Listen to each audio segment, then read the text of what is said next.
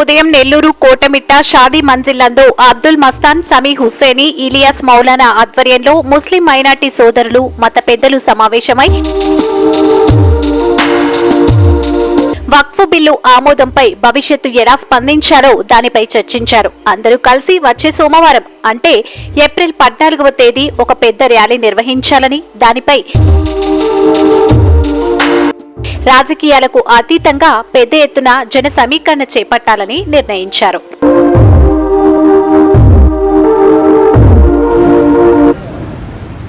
చాలా సంతోషం.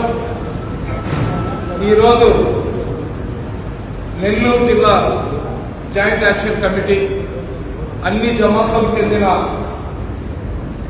ఎవరైతే జిల్లా పెద్దలు ఉన్నారో వాళ్ళు, అదేవిధంగా జాయింట్ యాక్షన్ కమిటీలో ఇంటలెక్చువల్స్ లాగా ఉన్న మన ఎంఐఎం సర్దార్ భాయ్, కొంతమంది నాయకులు, వీళ్లతో ఒక జాయింట్ యాక్షన్ కమిటీ ఏర్పాటు చేసినారు. ఈ joint action committee NRC movement వచ్చినప్పుడు వాళ్ళు స్థాపించడం జరిగింది.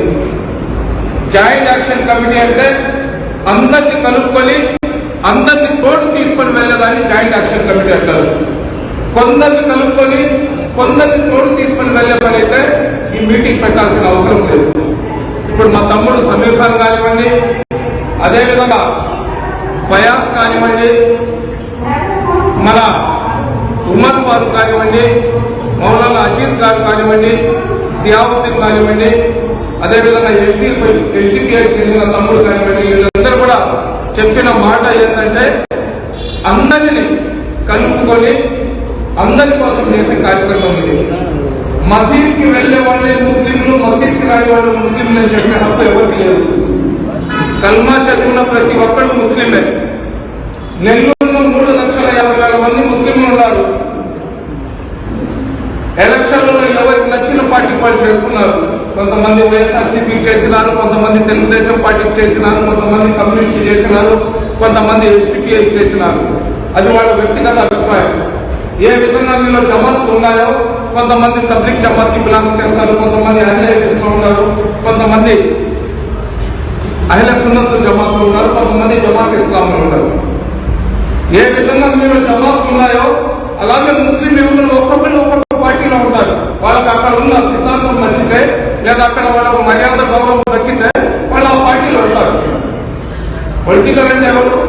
మసీద్కి ఎవరు వస్తారు? మీరు ఇమామత్ చేసి మీరు బయాన్ చేసి వినడానికి వచ్చేది కామన్ పీపులే.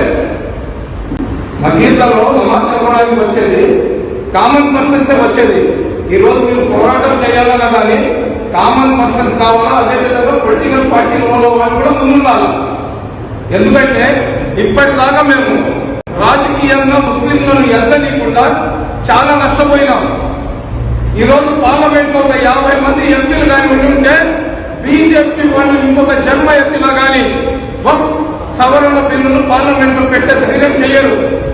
ఒక్క అసదుద్దీన్ ఓవైసీకే తట్టుకోలేకపోతున్నారు.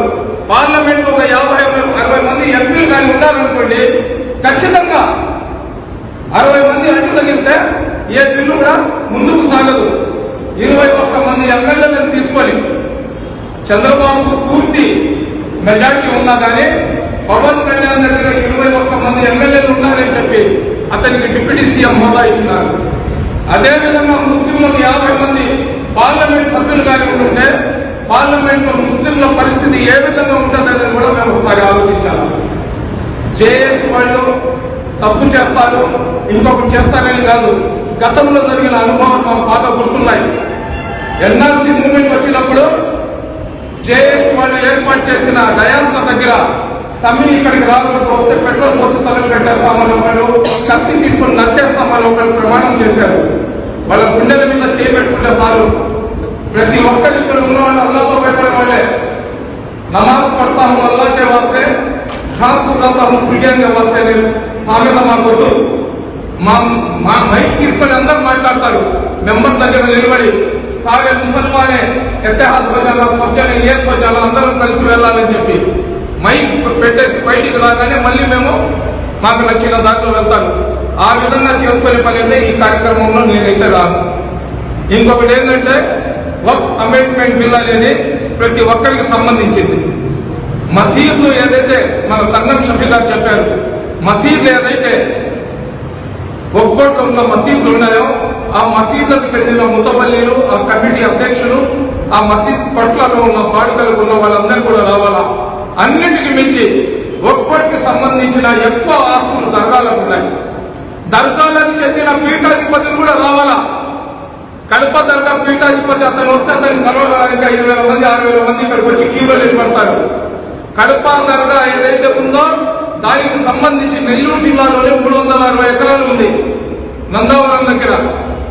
ఖచ్చితంగా ఈ ఒక్కోటి ఆస్తున్న పీఠాధిపతులు మేము ముతవల్లులు అని చెప్పుకునే వాళ్ళు ఎవరైతే ఉన్నారో ఈ దర్గాలకు చెందిన ప్రతి ఒక్కరు వాళ్ళ మురీద్లతో ఎవరైతే సాహెబులు ఉన్నారో వాళ్ళు ఒక ముషాయరా పెట్టినప్పుడు లేదా ఒక జామి ఫాతిహా చేసినప్పుడు లేదా నెలకు ఒకసారి పెహ్లీ జుమేరాత్ కి ఫాతిహా అని చెప్పి పెట్టినప్పుడు బిర్యానీ తినడానికి 500-600 మంది వస్తారు.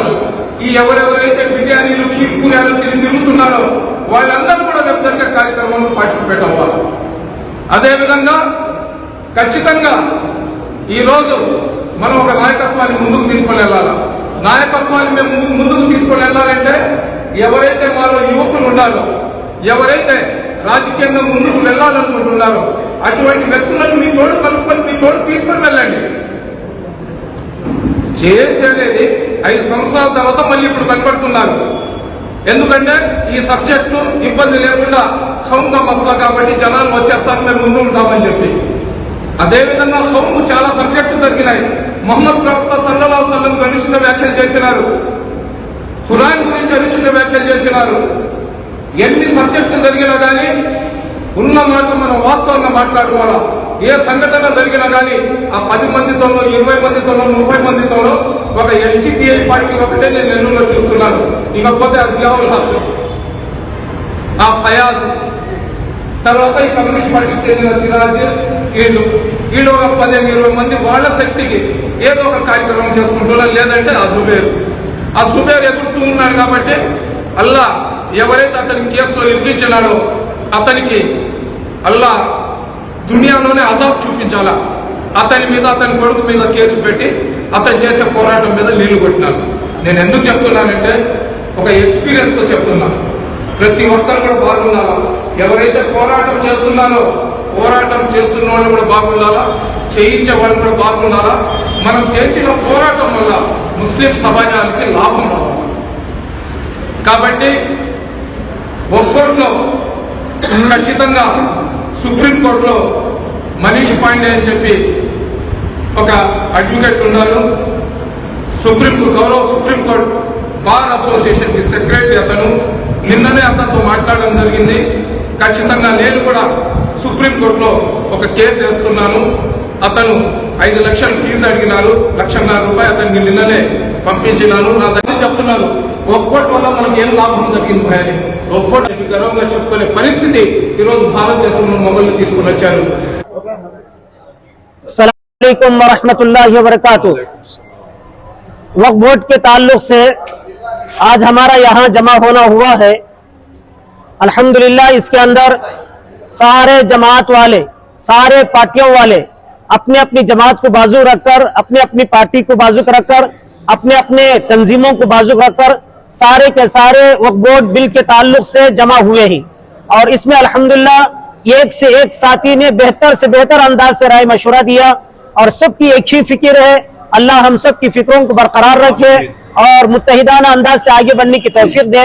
और इस मशवरे के अंदर इस बात को तय किया गया कि पूरे जिले नेल्लूर, कावली से लेकर कालास्त्री तक, इधर मुतकूर से लेकर उदयगिरी तक और वेंकटगिरी वगैरह सारे के सारे लोगों से हमारी अपील है, दरख्वास्त है, बल्कि गुजारिश है कि सारे मुसलमान, उसमें खुसूसन उलमा इकराम और आइम्मा इकराम और मुअज्जिनीन, मस्जिद के मुतवल्लियान, मस्जिद की कमेटियां और मस्जिद के जितने जायदाद पर जो लोग अपने तौर पर फायदा उठा रहे हैं, जैसे दुकानों में, मस्जिद के दुकानों में, दरगाह की दुकानों में और इसी तरह ईदगाह की दुकानों में कारोबार करें, ऐसे लोग खुसूसन और उम्मन सारे मुसलमान भाइयों से हमारी अपील है, दरख्वास्त है। हमने इस बात को तय किया कि पीर के दिन इंशाअल्लाह नेल्लूर शादी मंजिल कोटमिट्टा से एक बड़े ऊंचे पैमाने पर रैली निकाली जाएगी, जिसमें हम वक्फ बोर्ड के बिल के ताल्लुक से नाराजगी का इजहार उसके जरिए से इंशाल्लाह करेंगे और हुकूमत को उसके वापस लेने के लिए हम जो है पुरजोर अंदाज से उनको जो है डिमांड करेंगे ताकि वो बिल वापस ले ले। इसके लिए सारे मुसलमान भाइयों से दरख्वास्त है, बल्कि अगर कहा जाए हमारी माँ बहनें सहूलत के साथ आ सकते हो तो वो, और बच्चे भी वो सहूलत के साथ आ सकते हैं तो वो भी आगे आवे और काली रिब्बिन बने या काला कपड़ा पहने या काला जो है ब्लैक प्लेन के एतबार से कोई भी एक चीज लेकर इंशाल्लाह पीर के दिन 14 तारीख पीर के दिन इंशाल्लाह सुबह 9 बजे शादी मंजिल कोटी मिट्टे से रैली निकलेगी। 9 बजे तक पूरे जिले के लोग जो है, मैं नाम भी जिले के एतबार से मंडलों के एतबार से लूंगा, इधर जो है राजूपालम, अल्लूर, बिट्रगुंटा, कावली और इसी तरह जो है विंजमूर कावली, विंजमूर, उदयगिरी और अनंतसागरम और आत्मकूर, संगम, बुच्छी और इसी तरह कंदुकूर और फिर यहाँ पर कोदलकूर, रापुर, विच्छेजरला और कलवई और वेंकटगिरी, कालाहस्ती और नाड़पेट, तरा, वर्धापालम, सूलूरपेट और कोटा और वाकड़ और इसी तरह मुत्कूर, टीपीगुडूर और इसी तरह इंदुकुरपेट, ये सारे मंडल के पूरे मुसलमान भाई, उसमें उलमाए कराम भी, मसाजिद के इमाम, हुफाज और मुअज्जिनीन और जिम्मेदारान सारे के सारे मिलकर इसके अंदर आवे और शरीक हो। पुरजोर अंदाज से इंशाल्लाह ऊंचे पैमाने पर रैली खामोशी अंदाज से निकालेंगे ताकि दुश्मन के दिलों पर एक हैबत पड़े और वो मजबूर हो जाए कि वो बिल को वापस लेने के लिए। बस यही है। बंदा मोहम्मद इलियास, अस्सलामु अलैकुम व रहमतुल्लाह।